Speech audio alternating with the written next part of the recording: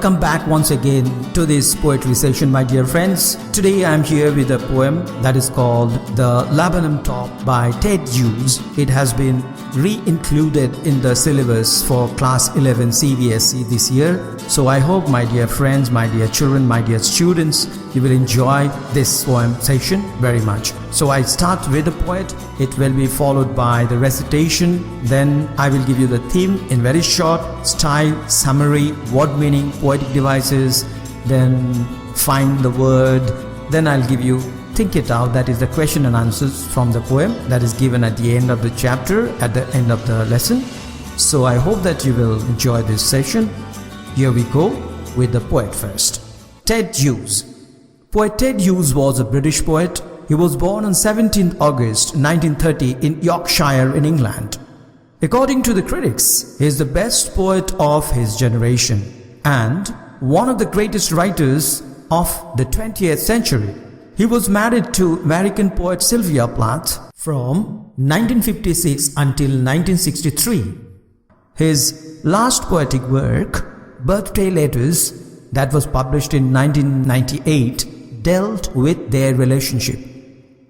His first collection, The Hawk in the Rain, published in 1957, was highly acclaimed. However, probably Crow, published in 1970, was his most significant work.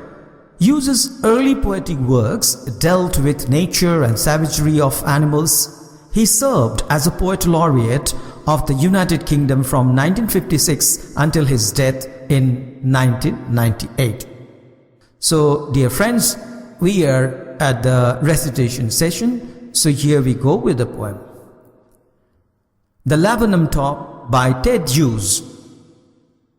The laburnum top is silent, quiet, still, in the afternoon yellow September sunlight, a few leaves yellowing, all its seeds fallen. Till the goldfinch comes with a twitching chirrup, a suddenness, a startlement at a branch end. Then, sleek as a lizard and alert and abrupt, she enters the thickness, and a machine starts up of chittering and a tremor of wings and trillings. The whole tree trembles and trills. It is the engine of a family. She stokes it full, then flirts out to a branch end, showing her bird face identity mask. Then, with eerie, delicate whistle chirrup whisperings, she launches away towards the infinite, and the laburnum subsides to empty. Dear friends, we come to the next part, that is the theme.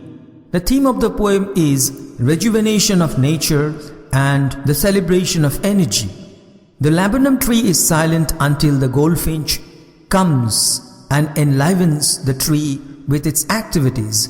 There are all sorts of sound and startments. Soon, she shoots away into the sky, plunging the tree into surging silence. Now, the style of the poem is, it is written in free verse. Free verse means it is free from any limitations of rhyme or regular meter. Alright? So, it is written in free verse style. Now, the summary. The laburnum top is silent, quiet and still. It is September afternoon, full of sunlight. It is autumn season. The laburnum tree is full of yellow leaves. All the seeds of the laburnum tree have fallen. Soon, a goldfinch comes. It starts twitching, that means moving, and chirping. Chirping means screeching of the bird's sound. All on a sudden, there is a movement in the end of the branch, just like a lizard, smooth, alert and abrupt. She means the mother bird, mother goldfinch, enters the thick part, that is the foliage of the tree.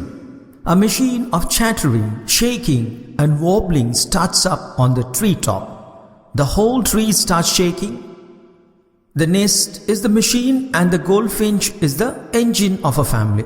She feeds the nestlings as if she adds fuel to the machine, then moves out to the end of a branch showing her striped means bird face. Then, with a strange soft chirping whistle, she flies away towards the sky. The laburnum tree once again becomes silent. Dear friends, now the next part is word meanings. Laburnum.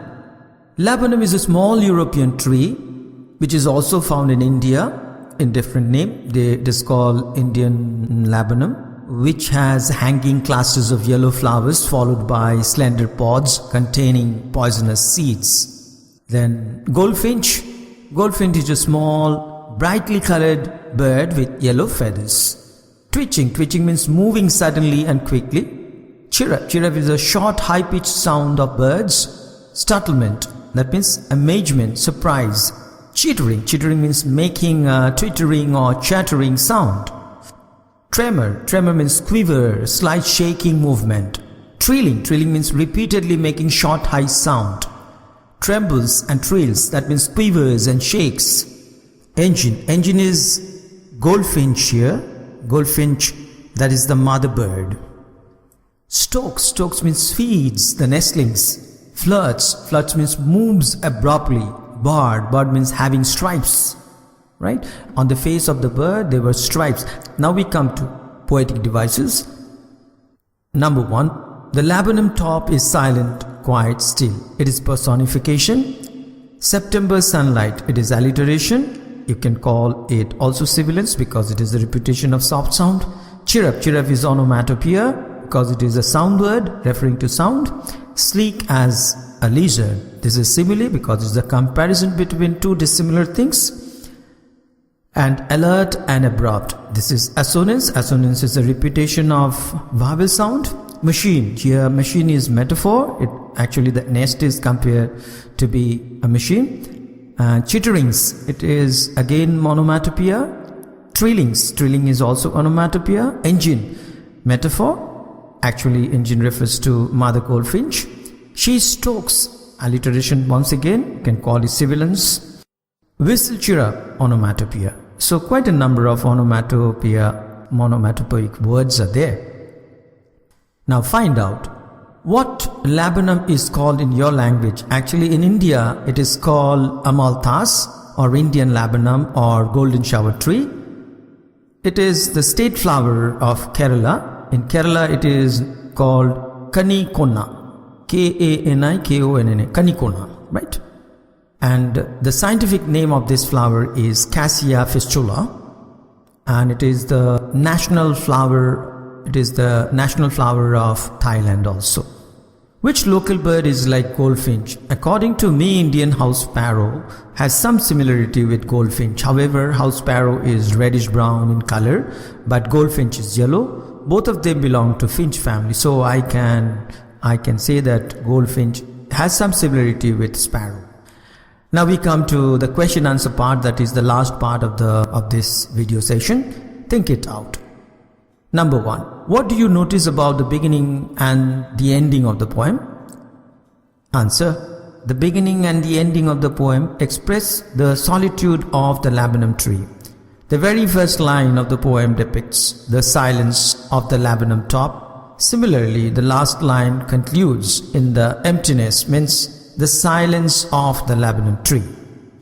Number 2. Question number 2. To what is the bird's movement compared? What is the basis of this comparison? The poet has compared the bird's movement with that of a lizard. The movement of a lizard is sleek, sudden and abrupt. Exactly, the goldfinch had the same movements when it perched on the laburnum tree. That is why it has been compared with the movement of the lizard. The bird's movement has been compared with the lizard's movement. Next 3. Why is the image of engine evoked by the poet? The poet has metaphorically used the goldfinch as the engine of a family.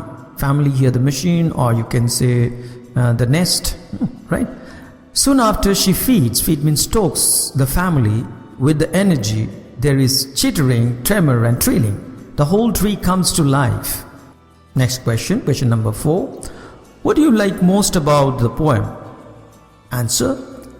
Laburnum top is an exquisite presentation of relationship between the goldfinch and the laburnum tree. I like the way Ted Hughes has brought animal symbolism in the poem to depict the relation between the bird and the tree. The serenity of the environment contrasted with chirpy sonorous sound attracts me a lot. Now the last question, what does the phrase her bird face identity mask mean? Answer, the goldfinch shows her striped face which looks like a mask for her. In fact, goldfinch has brown and black patch of color on the face like a mask. That is why the poet has used a bird face identity mask. So that's all. Thank you, my dear friends, my dear students, for watching this video. I hope that you have enjoyed this video. If you have liked it, please subscribe or share or comment, and that would be great on your part. Thank you very much for watching this video once again. Have a good day.